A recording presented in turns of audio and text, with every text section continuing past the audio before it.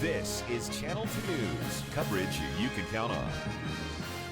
After a pretty wet weekend, our unsettled weather continued today. How much more rain we could get this week as Storm Watch coverage tops Channel 2 News at 5 o'clock. Boy, we saw a good amount of rain, even some hail in parts of the Truckee Meadows. I got stuck in it. It hurt. It did. I was like, Pelted. damn.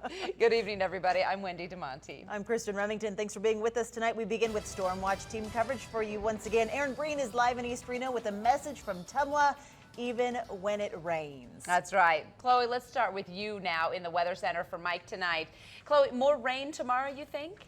We're expecting to see some unsettled weather continue over the next few days. Now, conditions outside right now are relatively mild in the Reno area, but it's a completely different story in Winnemucca. Take a look at this. You can see multiple lightning strikes have been reported around the area, as well as some pretty strong shower activity around Elko this evening. We might see that continue for the next few hours before decreasing later on tonight.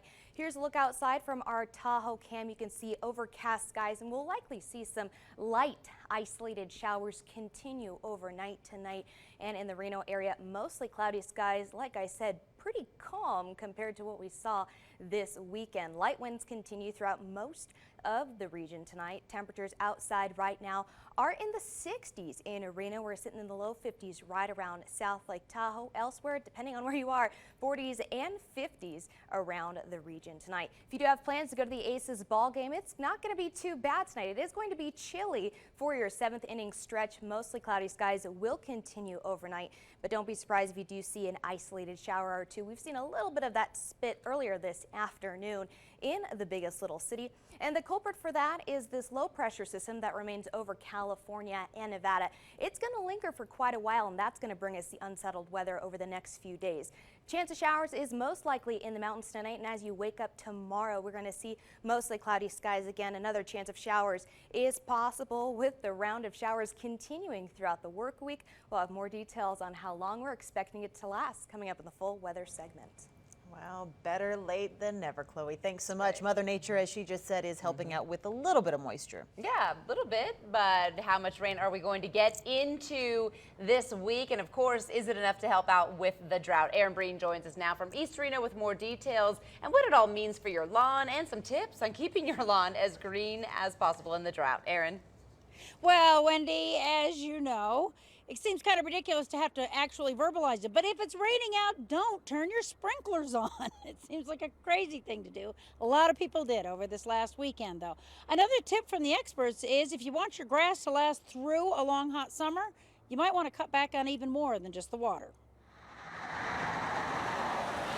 Every drop counts. That's something you'll hear a lot this summer from the Truckee Meadows Water Authority. And the rain we got over the weekend did help.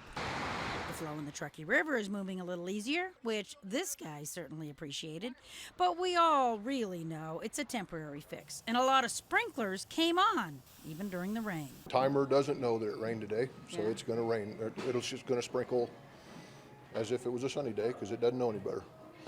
It's that simple. People just aren't paying attention, right? We just you have to hit the rain button on your timer. There are a lot of fixes for that, like timers and other gadgets to limit your water use on lawns. And if green grass is what you're after, water isn't the only answer. It is true that fertilizer is cheaper than water. So if you fertilize it really nice, then you get very good results with not as much water. As opposed to trying to water yourself green. You can also just go the other way. Cut back on both the fertilizer and the water, which can be a pretty good reflection on you, and it can pay off in more ways than one. My grass is still green, so it's not growing as fast. Shouldn't have to mow it as often. If grass is something you really want, you just have to be smart about it. Raise the mower height on your mower, so because the taller your grass is, the less evaporation happens off of the grass. It might look a little bit shaggier, but it actually is a lot healthier for the grass too. And then there's always xeriscaping to help save water. Now, the folks over at Tumwa did tell us they won't have any actual numbers on how much water was used even during the rain over the weekend until next week when they put out their billing. We'll look into them then. And you know what else they said? I know you do. Every drop counts. Covering the story, Aaron Breen, Channel 2 News. Certainly do. Aaron, thanks. And please stay with Channel 2 News for continuing coverage of the ongoing drought, both here in Nevada and across the West.